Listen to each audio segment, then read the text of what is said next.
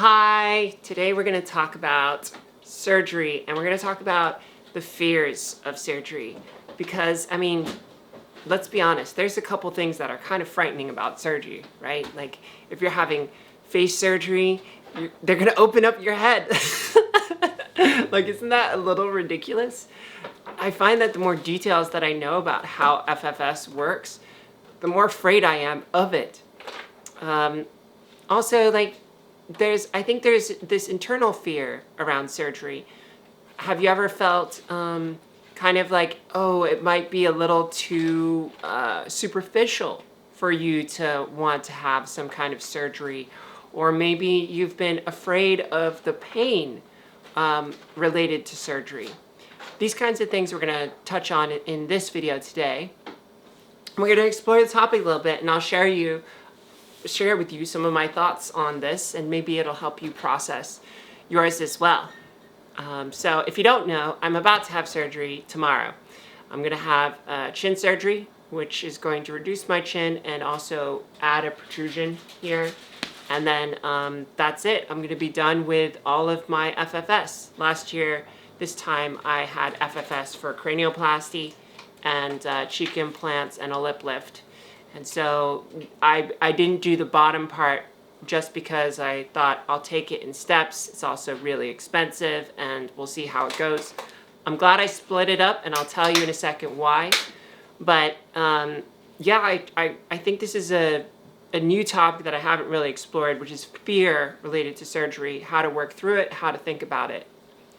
So wherever you are in your transition, you may already have some ideas of what you want to do, but more often I feel like people are unclear about certain aspects of surgery, whether that's, I'm not sure if surgery is right for me, if you've asked that question, or I'm just really scared of surgery. That really, really frightens me.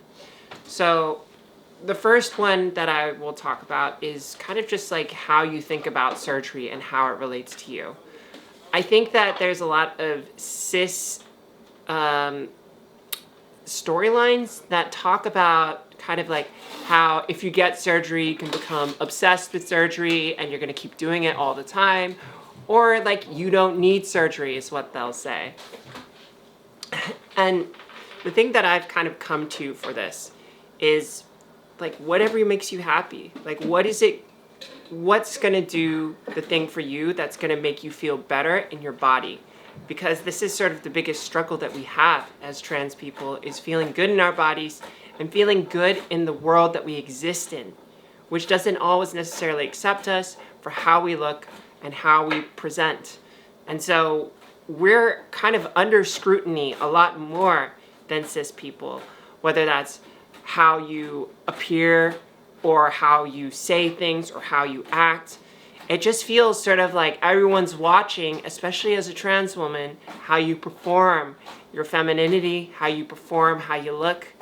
You know, haven't you felt that in certain spaces when you walk in there and you may not be fully presenting as a cis person, and you'll feel like a little judged by that? You know, I feel like the thing that we as a trans community get most flack for is really when we don't pass well or where we don't fit in the paradigm of what's expected of a cis woman. You get me? I find it really annoying, but that's a different topic. So coming back to you, when you're thinking about this, and I remember thinking about this and thinking, no, I'm not going to get breast surgery. I don't think I need face surgery. Now I've done both. What's going to make you happy? And I know there's also this other aspect, which is, gosh, it's really expensive. But then it comes back to what makes you happy. Is it going to make you happier for the rest of your life to invest and do something for yourself that may make you just feel like you look better? And maybe it is superficial because you look better. But there's also a non-superficial aspect of this where you just want to be happy. You want to exist in this world and be accepted for who you are. And sometimes the truth is, if you can get surgery and you can look better, it can make you more approachable, more accepted. Now, I wouldn't do it for that. I would do it for your happiness, but there are obvious benefits to doing that. Now on to the fear thing, because I don't want to dive too deep into just that one topic. The fear thing a lot of people tell me, Ashley, I wish I could do that, but I'm really scared of doing that. I'm really scared of undergoing this surgery and taking these moves. And I get that. Like, when you look at the details of what happens for FFS or any of these other surgeries, it's a really, really scary thing. When I think about getting bottom surgery, which is the next thing that I'm going to do, it's really frightening to me. Really, really is. But when you think about what you actually experience, you just go into a room, you fall asleep, and then you wake up and your body hurts a lot. And that's it. Like, you're just like, oh my God, did I get in a car accident? But it's an accident that has a happy ending because you somehow have a more beautiful face, or you suddenly have a vagina. That's my bestie back there, by the way. She's making dinner. Say hi, Franny. Hi. Franny helped me through my previous surgery last year, and she's been such a dear friend since we worked together a couple of years. How many years ago was it? 3 or 4? Oh God, yeah, 3, 4 years. Yeah, we both worked at the same startup here in San Francisco. But yeah, to the fear, the first thing is you can just pass out and you wake up and it's kind of, that part's over. The thing that's not over is all of the pain that comes with that. And that's kind of the thing that I want to touch on with how I divided these surgeries, and maybe something to think about for you. So last time I got surgery, I got the cranioplasty and all this. I was out for like 9 hours on anesthesia. And waking up from that, I had a massive headache, and I was super, super sick. I felt so sick, and I was sick for days because I couldn't eat. I couldn't like hold anything down in my system. I felt like I was gonna puke all the time. Had this massive headache. Felt like I couldn't breathe. It was awful. It was like torture for 2 days. That is probably the thing to fear more, is less about the actual surgery, but more of the pain that comes afterwards. But the thing is, the pain leads to something that makes you happier. And it's not like this traumatizing thing where, someone attacks you and then you have like this broken face and you have the trauma and the sadness. No, it's like a doctor has attacked your problem spots and made it better. There's just like this pain. A funny aside, when Dr. Kiyojampa walked into the room, the hotel room, after I was recovering the day after, I expected him to say sorry because I was in a lot of pain. But he didn't say that because I paid him to do this kind of work. And that just kind of made me realize that pain can exist in a way where you opt into these things. And I think that's a large part of the trans experience, right? You have to go through the pain in order to embrace and to move into yourself more.